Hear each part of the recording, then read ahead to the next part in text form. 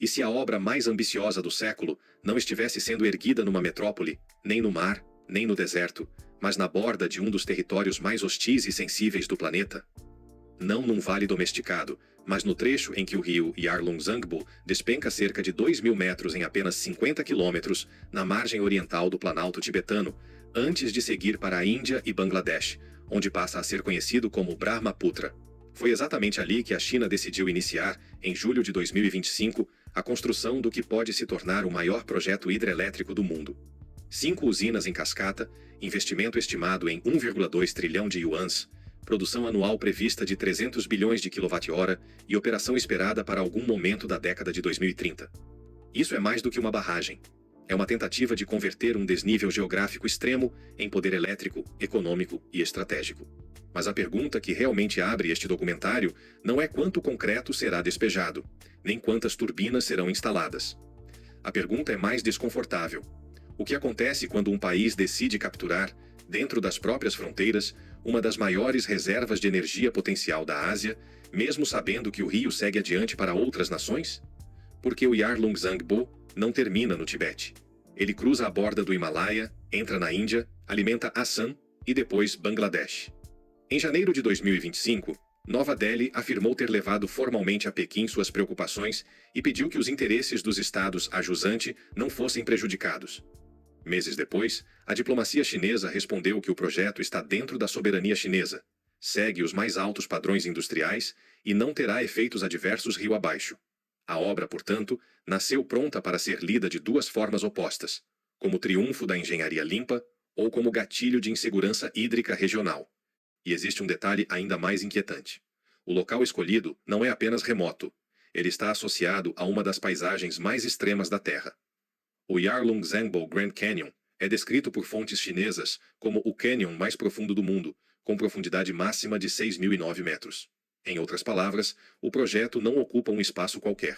Ele se instala numa geografia que já parece um exagero natural antes mesmo da intervenção humana começar.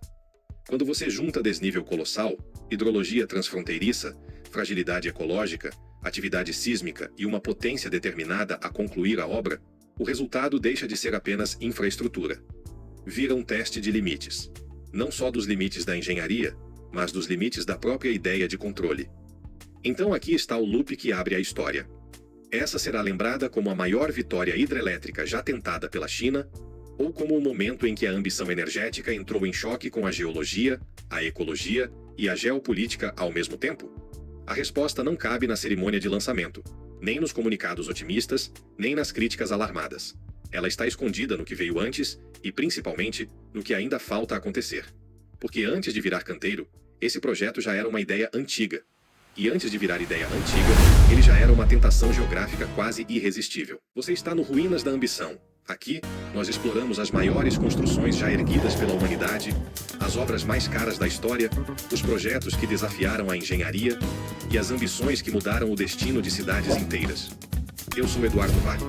E neste canal, nós investigamos o que acontece quando poder, dinheiro e visão se encontram em escala monumental. Porque toda mega construção começa com um sonho, mas nem toda ambição termina como planejado.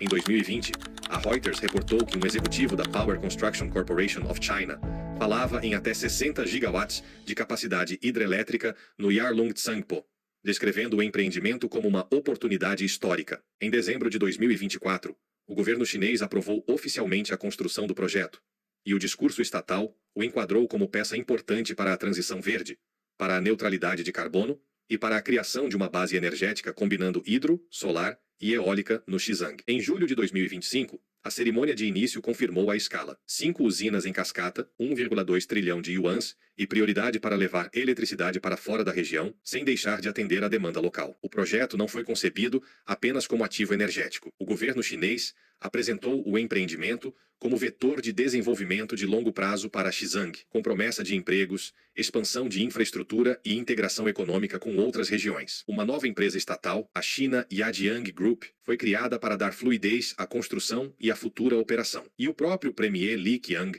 classificou a obra como um projeto do século, pedindo tecnologias avançadas, materiais de ponta e ênfase especial na proteção ecológica. Há uma segunda camada de ambição, menos visível, mas talvez ainda mais importante. O projeto aparece num momento em que a China tenta conciliar duas pressões enormes: manter crescimento e, ao mesmo tempo, ampliar a base de energia de baixo carbono. A própria aprovação oficial de 2024 descreveu a usina como parte da transição verde do país. Já a Reuters observou que o anúncio da construção foi recebido pelo mercado como impulso não apenas para a energia limpa, mas também para a construção, materiais e estímulo econômico em um contexto de desaceleração. Ou seja, o Yarlung Zangbo é ao mesmo tempo política climática, política industrial e política territorial. Ele existe para gerar eletricidade, mas também para movimentar capital, fortalecer cadeias produtivas e consolidar presença estatal numa borda sensível do território chinês. No papel, a lógica parece quase irresistível. Um rio com desnível colossal,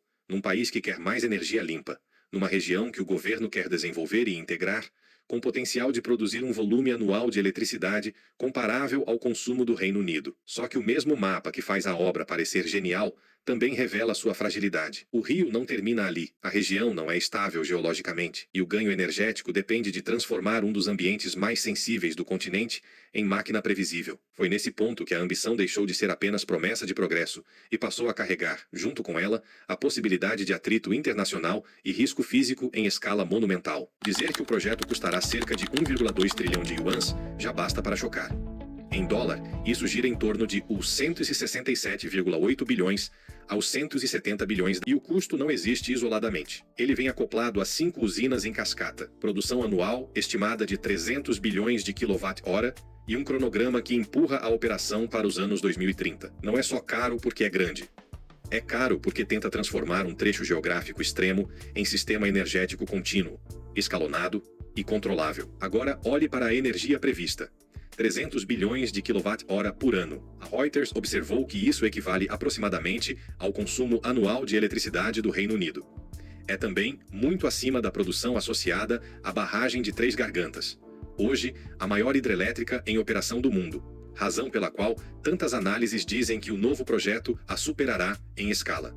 E embora o anúncio oficial de 2025 não tenha detalhado potência instalada em gigawatts, estimativas chinesas citadas pela Reuters desde 2020 falavam em até 60 GAV de capacidade potencial. Isso seria da ordem de 3 vezes a potência instalada de Três Gargantas. Mas talvez a comparação mais impressionante nem seja energética, talvez seja geográfica. O trecho escolhido concentra uma queda de cerca de 2.000 metros em 50 quilômetros. O cânion da região é descrito por fontes chinesas como o mais profundo do mundo, chegando a 6.009 metros. E um estudo publicado em 2025 na Communications Earth and Environment descreve o sistema hidrelétrico em análise na região do Grand Canyon do Yarlung Zangpo como cobrindo aproximadamente 623 quilômetros entre Milin e Pasighat, com desnível natural de 2.921 metros, numa área de ecologia frágil e geologia dinâmica. O projeto se apoia justamente num lugar em que a natureza já opera em valores quase fora da escala humana. Quanto maior a escala, menos intuitivo fica o que significa controlar esse projeto. Porque não se trata apenas de erguer uma estrutura enorme. Trata-se de disciplinar um rio transfronteiriço num cânion extremo, em uma região montanhosa, remota e vulnerável a instabilidades geológicas. O tamanho deixa de ser só demonstração de força e passa a ser parte do problema. A engenharia que torna o projeto possível é a mesma que revela o quanto ele está perto do impossível. Em qualquer mega barragem, a engenharia já é brutal. No Yarlung Zangbo, ela ganha uma camada adicional de severidade porque o ambiente não foi feito para facilitar nada. O vale é profundo, os acessos são difíceis, a topografia é agressiva e a geologia é instável o bastante para ter virado tema recorrente entre especialistas. Em janeiro de 2025, após um terremoto de magnitude 6,8 no Tibete, que matou 126 pessoas e danificou 4 reservatórios, a Reuters destacou que a tragédia havia recolocado em foco os riscos de uma expansão hidrelétrica em uma das regiões mais sísmicas e remotas do planeta. A reportagem citou especialistas para lembrar que já existem 68 grandes barragens na região Himalaia e outras 101 planejadas ou em construção, todas convivendo com um ambiente de alta energia tectônica. Como construir a maior hidrelétrica do mundo, numa zona em que a própria Terra se move de forma violenta? Há ainda a dificuldade hidrológica. O estudo de 2025 na Nature deixa claro que a ecologia do Grand Canyon do Yarlung Zangpo é frágil e que o sistema geológico é dinâmico. Ao mesmo tempo, os autores modelaram um grande sistema de cascatas justamente para estudar a relação entre água, energia e ecossistema sob cenários de mudança climática. O trabalho sugere que reservatórios em cascata podem melhorar capacidade de mitigação de cheias, mas insiste que qualquer análise precisa levar em conta trade-offs ecológicos e operacionais. Em vez de uma estrutura única simplificada, o projeto foi anunciado como 5 usinas.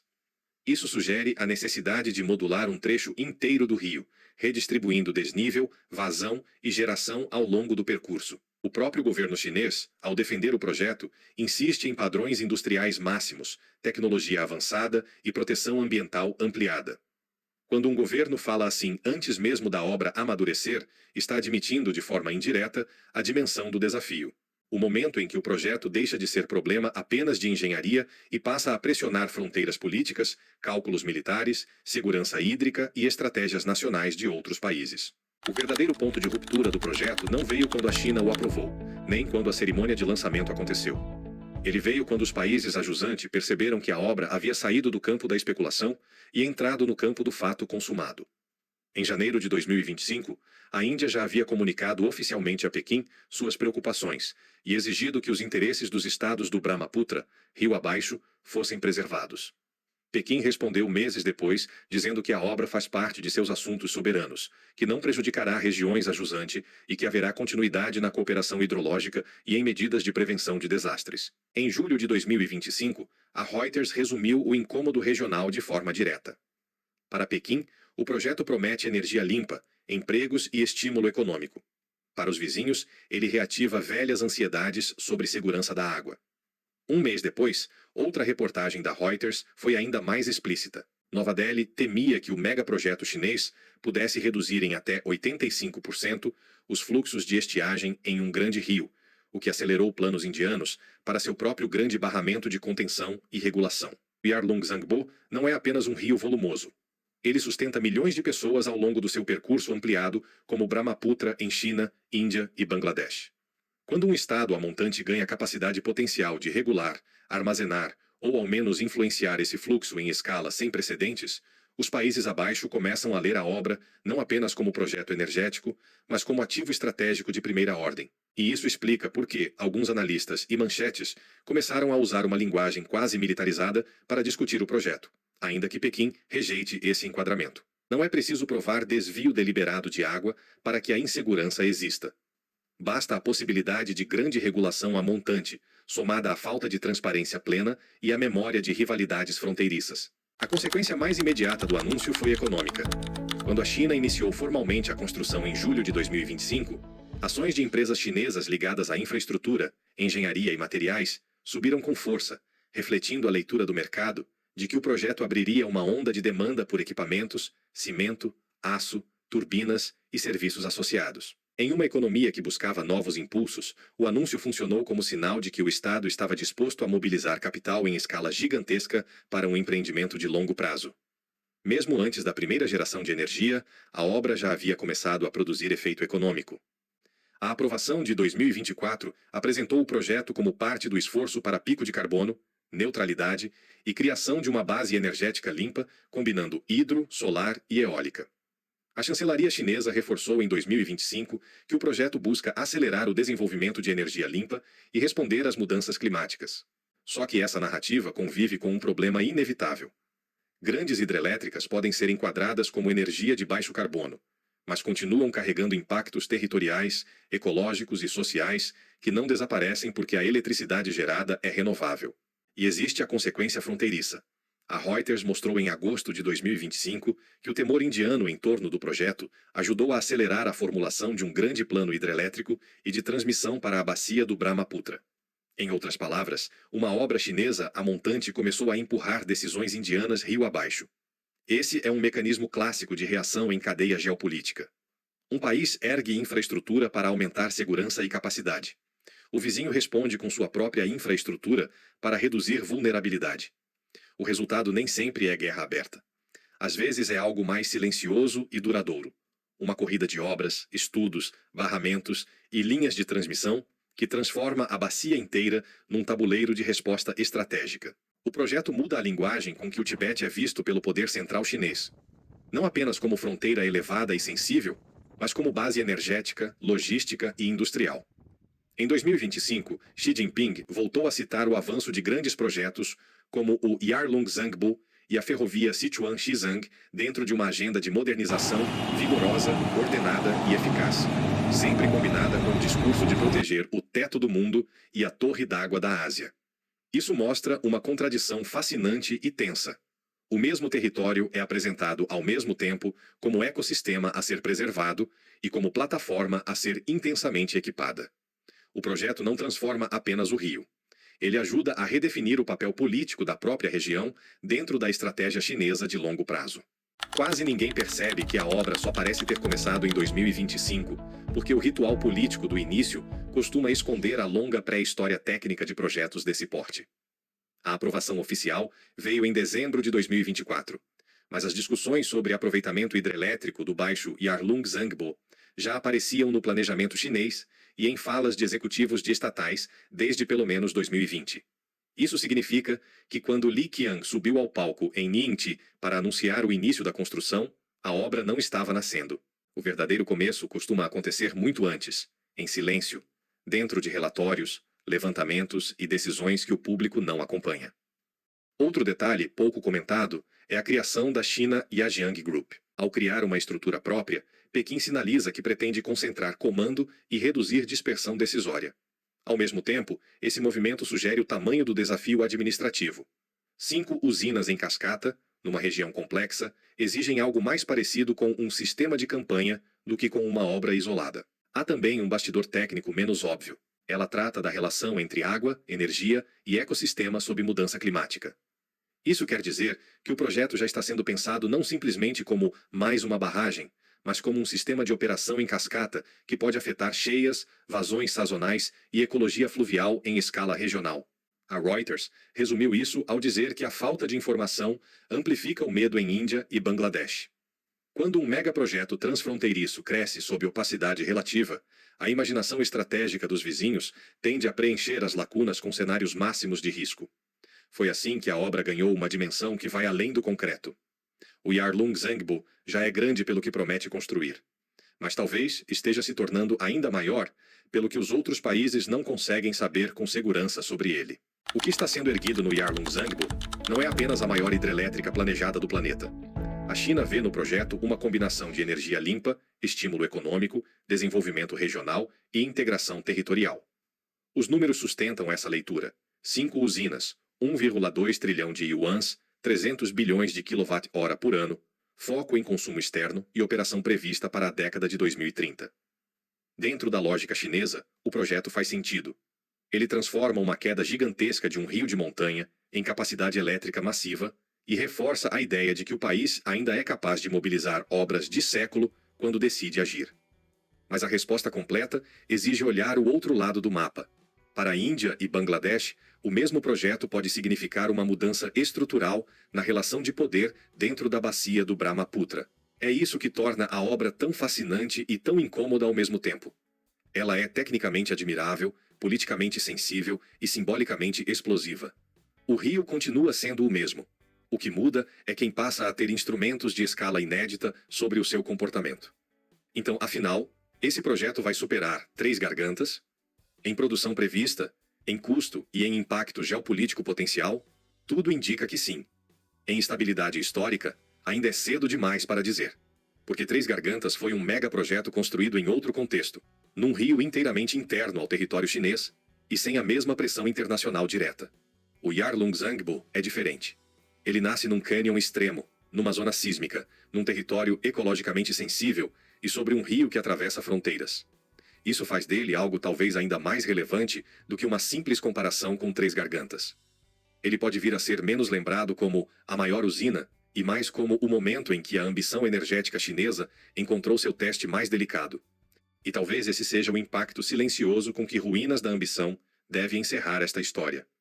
A engenharia humana já aprendeu a escavar montanhas, represar rios e converter desníveis absurdos em eletricidade para cidades inteiras.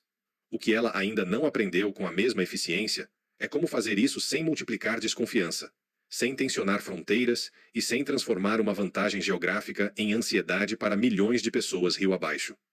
O megaprojeto do Tibete mostra, com brutal clareza, que a maior obra às vezes não é a barragem. Às vezes, a obra realmente impossível é construir poder sem produzir medo. E essa, até agora, continua sendo a parte mais difícil. No fim, toda grande construção deixa algo para trás. Pode ser progresso, pode ser dívida, pode ser ruína. No Ruínas da Ambição, nós não falamos apenas de concreto, aço e vidro. Falamos sobre decisões humanas em escala colossal, sobre risco, poder, estratégia e legado. Se você gosta de entender o que existe por trás das maiores obras do mundo, os números, os conflitos, os bastidores e as consequências, este canal é para você. Inscreva-se agora e ative as notificações para não perder os próximos episódios, porque a próxima grande ambição já está sendo construída, e nós vamos revelar cada detalhe.